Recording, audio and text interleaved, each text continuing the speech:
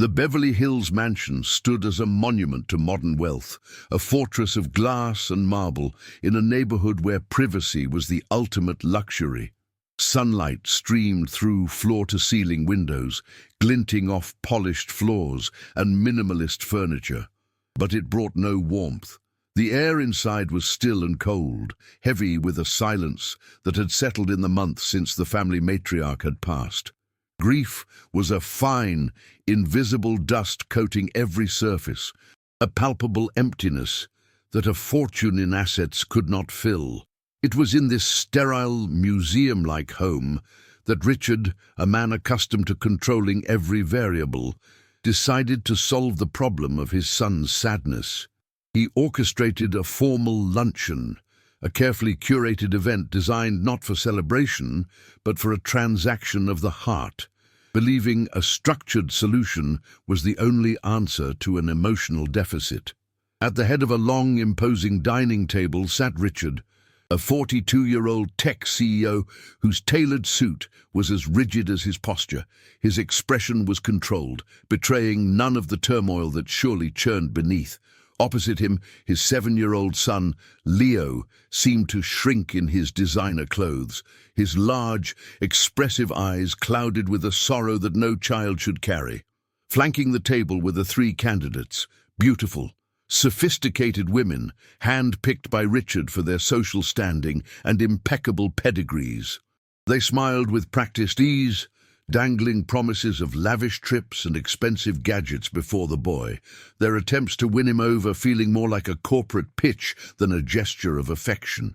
Leo remained silent, a small, vulnerable figure cornered by an adult world that had mistaken his needs for a line item on a balance sheet. The clinking of silverware ceased as Richard addressed his son, his voice calm and direct, as if closing a business deal. "Leo," he stated, not asked, "one of these women will be your new mother. I want you to choose which one you'd prefer." The words hung in the sterile air, a devastatingly simple command that ignored the complex landscape of a child's broken heart. The 3 women leaned forward, their smiles tightening with anticipation. The pressure in the room became unbearable, a physical weight on Leo's small shoulders. His eyes filled with tears, blurring the faces of the strangers who vied for a title his mother once held. He scanned the room desperately, his gaze searching past the wealth and the pretense, looking for a single anchor of genuine warmth in the cold, cavernous space. His search ended when his eyes met those of Maria, the family's housekeeper, who stood discreetly near the doorway, her expression one of profound sympathy for the boy's ordeal. In that instant, something inside Leo broke free. With a sob that tore through the suffocating silence, he scrambled from his chair. He didn't run to the woman with the promised pony or the one offering a trip to Paris. He ran past the stunned socialites, his small feet pattering across the marble floor, and threw himself at Maria, hugging her legs as if she were his only lifeline. Looking back at his father, his voice choked but clear, he declared, "I choose Maria. She's the one who takes care of me." The statement shattered the room's cold facade, leaving shock and humiliation in its wake. It's moments like these that remind you how a child's honest heart can speak a truth so powerful it brings an entire world of illusion crashing down. If you believe these stories of quiet courage deserve to be heard, subscribing helps us continue to share them. Richard's face was a mask of controlled fury, a chillingly calm facade over a volcano of humiliation. The air in the dining room, once merely cold, was now frozen with a stunned, suffocating silence.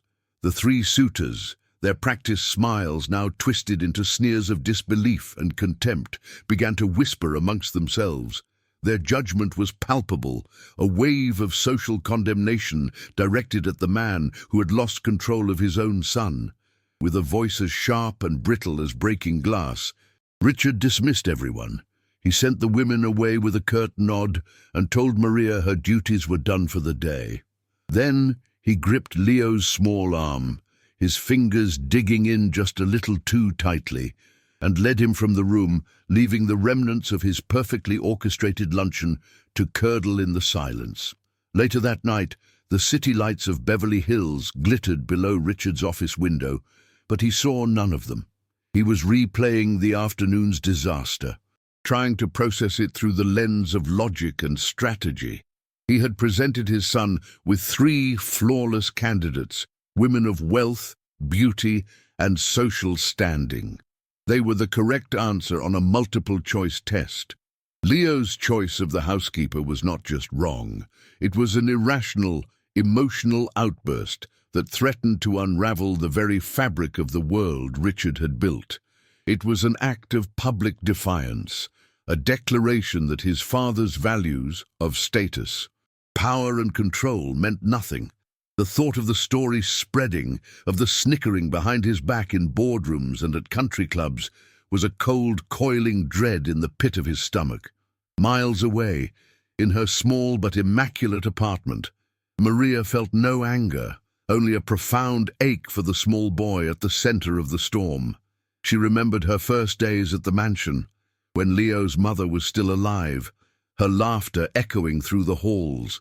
Maria had watched that light fade from the house and from the boy's eyes, her small acts of kindness, a story read in a soft voice, a glass of warm milk left by his bedside, a reassuring smile when his father was too busy to notice him, were never part of a plan.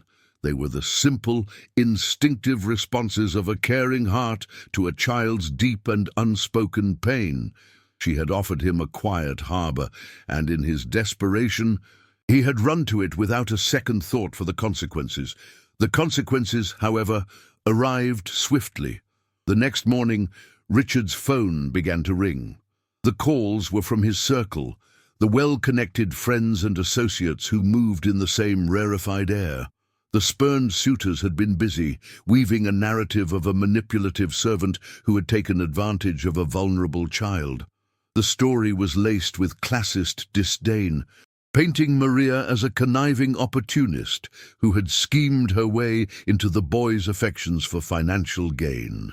Each call was a fresh wave of humiliation for Richard, not just for the perceived scandal, but for the implication that he was a man who couldn't even manage his own domestic staff, let alone his grieving son. The pressure from his inner circle was relentless, cloaked in the guise of friendly concern. "You need to handle this, Richard," his older brother warned, his voice a low hum of disapproval over the phone. "Think of the company, the shareholders. An unstable home life doesn't inspire confidence. People are talking. You need to cut this problem out at the root, for everyone's sake." The advice was always the same: protect the image, control the narrative, eliminate the variable. The variable was Maria. Every conversation pushed him further into a corner, reinforcing his belief that this emotional chaos was a liability that had to be neutralized. It's a painful truth how easily we can be swayed by the fear of judgment. And if you believe in stories that challenge that fear, subscribing lets us keep telling them. Trapped by his pride and the weight of social expectation, Richard made the only decision his logical mind could compute. He summoned Maria to his stark, minimalist study, the same room where he closed multi-million-dollar deals. He didn't look at her as he spoke, his eyes fixed on some distant point beyond the window. His voice was flat, devoid of any feeling, as he informed her that her employment was terminated, effective immediately. He slid a check across the polished desk, a generous severance he believed would absolve him of any guilt. He was, in his mind, performing a necessary surgery, cutting away a source of infection to protect the health of his family's reputation and his son's future. Maria accepted the news with a quiet dignity that was more unsettling to Richard than tears or accusations would have been. She simply stood there, her hands clasped in front of her, and nodded once. Her only request was to say goodbye to Leo, to explain in a way a child could understand. Richard, determined to make a clean break and erase her influence completely, refused. He watched her walk down the long marble hallway and out the door for the last time, her posture straight, her steps unhurried. For a fleeting, uncomfortable moment, he felt a pang of doubt, a whisper that he was making a terrible mistake. He quickly silenced it, reassuring himself that he had done the right, the only thing. The effect of Maria's absence on Leo was not just immediate, it was catastrophic. The boy retreated into a profound and impenetrable silence. He refused to eat, turning his head away from the beautifully prepared meals the new chef brought to his room. He wouldn't speak, not to his father, not to the nanny Richard hired, not to the child psychologist who came with a briefcase full of toys and a gentle, probing voice. The vast mansion, already steeped in a quiet grief, now became a mausoleum. Leo's silence was not empty. It was a living, breathing entity, a heavy blanket of accusation that smothered every corner of the house and every one of Richard's attempts to restore order. Richard tried to solve the problem of his son's silence the way he solved every other problem, by throwing money at it. He bought a pony, an entire arcade machine, and a state-of-the-art virtual reality system. The gifts piled up in Leo's room, unopened monuments to his father's misunderstanding. He planned a surprise trip to Disneyland, but Leo refused to get out of bed. The boy's passive resistance was a fortress Richard's wealth could not breach. His power, so absolute in the corporate world, was utterly useless here. Each failed attempt chipped away at his composure, his frustration mounting into a raw, desperate panic he had never before experienced. In the quiet darkness of his room, Leo held onto the only thing that brought him a sliver of comfort, a small, worn teddy bear his mother had given him. He remembered Maria sitting on the edge of his bed, creating a funny, squeaky voice for the bear, making him giggle uncontrollably.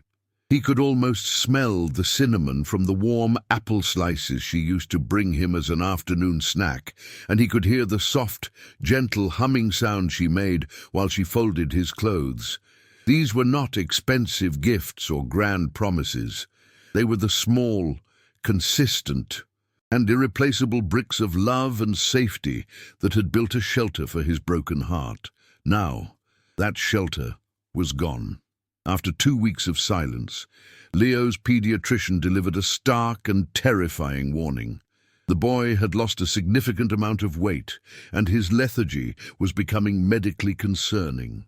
"This is more than just a child being difficult, Richard," the doctor said, his expression grim. "He's experiencing a severe emotional trauma response. He's grieving a second major loss, and his system is shutting down. I strongly advise you to reconsider whatever changes you've made in his life. His physical health is now at serious risk." The clinical, detached words struck Richard with the force of a physical blow, cracking the armor of denial he had so carefully constructed around himself.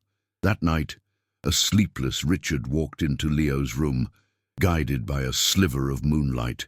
He saw his son curled in bed, looking smaller and more fragile than ever. The moonlight washed the color from his face, making him look like a porcelain doll. In that silent, heartbreaking moment, the walls Richard had built inside himself finally crumbled. He saw past the social humiliation, the business implications, and the pressure from his peers.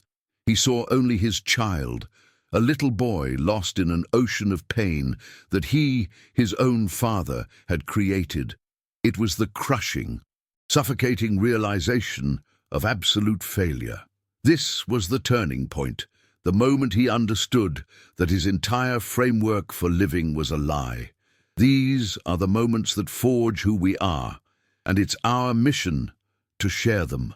By subscribing, you become part of that mission.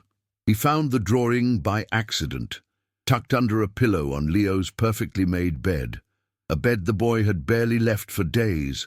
It was on a simple sheet of printer paper, rendered in the unsteady, earnest lines of a child. There were 4 figures. On one side, a tall man in a suit, unmistakably Richard. Beside him stood a woman with a bright yellow halo above her head, smiling, and on the other side of the boy in the middle was Maria, her hand firmly holding Leo's. They were all holding hands, a complete unbroken chain. Below the colourful figures, written in large, wobbly letters, was a single, devastating sentence. My family. The paper felt flimsy in Richard's hands, but its weight was immense, enough to bring his entire world crashing down around him.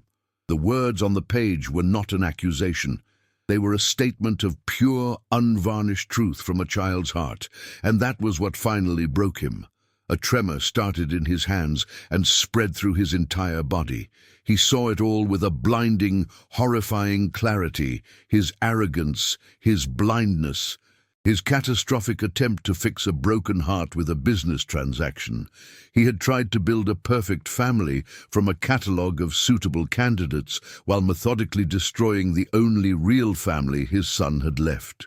He sank to his knees on the cold marble floor, the drawing clutched in his fist, and a sob tore from his throat, a raw, guttural sound of a man who has just realized he is the sole architect of his own and his child's misery.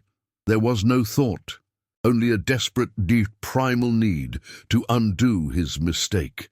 He scrambled to his feet, left the drawing on Leo's nightstand, and ran from the room. He didn't stop for his jacket, only grabbing his keys as he bolted out of the mansion. The engine of his luxury sedan roared to life, a sound of obscene power in the funereal quiet of the neighborhood. He drove with a reckless urgency, leaving the manicured perfection of Beverly Hills behind. The landscape shifted, the palm trees and pristine storefronts giving way to smaller homes, neighborhood laundromats, and the vibrant, messy reality of a world he never inhabited. He was not just driving across the city. He was crossing a chasm of pride, class, and ignorance to get to the one person who could save his son. He found her building a modest but well-kept apartment complex, and took the stairs 2 at a time. When Maria opened the door, her face was a canvas of shock and wary confusion. Before she could speak, the words spilled out of him, ragged and unpracticed. He told her about the silence, the weight loss, the drawing. There was no authority in his voice, only the desperate plea of a broken father. I was wrong, he choked out, his eyes pleading. I tried to buy a mother for my son, but he taught me that love can't be bought. It has to be felt. I'm not here to offer you a job, Maria. I'm here to beg you to come back, to be a part of his life, a part of our family, because without you, we don't have one. Maria listened, her expression softening from surprise into a deep, familiar empathy. She saw past the expensive watch and the desperate words to the genuine terror in his eyes. Her heart ached, not for him, but for the little boy wasting away in a palace of grief. She thought of Leo's small hand in hers, of his laughter when she told him stories, of the trusting way he looked at her. Her decision had nothing to do with Richard's apology or his newfound humility. It was for the child who had chosen her, the child who needed her. After a long, quiet moment that felt like an eternity to Richard, she gave a single, firm nod. For Leo, she said softly, her voice filled with a resolve that felt like the first ray of dawn after a long, dark night. Maria's return was not that of a servant coming back to her post. It was the homecoming of a vital organ being restored to a body that was failing without it. The moment Leo saw her standing in the doorway, a fragile, hopeful smile on her face, a light switched back on inside him. He didn't just run to her, he flew, and the sound of his joyful cry was the first sound to truly break the mansion's oppressive silence in weeks. Richard stood back, a silent observer, watching as Maria knelt to hold his son, her touch gentle and sure. He saw the way Leo relaxed into her arms, a complete and total surrender to safety. The sterile, museum-like house suddenly felt different, as if a window had been thrown open, letting in fresh air and a warmth that had nothing to do with the California sun. For the first time, the mansion began to feel less like a structure and more like a home. The transformation in the following months was profound, not just for Leo, but for Richard. He began to see that fatherhood was not a project to be managed, but a relationship to be nurtured. He took his cues from Maria, watching how she spoke to Leo with unwavering patience and listened with genuine interest. He started leaving the office at a reasonable hour, trading late-night conference calls for evenings spent on the floor, building elaborate Lego castles or reading bedtime stories. His voice initially stiff and uncertain, but growing warmer with each chapter. One evening, as they were messily baking cookies in the kitchen, flour dusting their clothes, Leo let out a full, uninhibited belly laugh at his father's clumsy attempt to crack an egg. In that moment, Richard felt a connection deeper and more valuable than any billion-dollar merger he had ever negotiated. 2 years later, the arrangement had solidified into something beautiful and permanent. Maria was no longer just a presence in the house, she was its heart. She and Richard had built a partnership founded on mutual respect and a shared love for Leo, becoming a family in every sense of the word. The change in Richard was the most dramatic. Humbled by the realization of how close he had come to losing his son, he had re-evaluated his entire life. He channeled his immense resources and strategic mind into creating a foundation dedicated to providing emotional and psychological support for grieving children from all walks of life.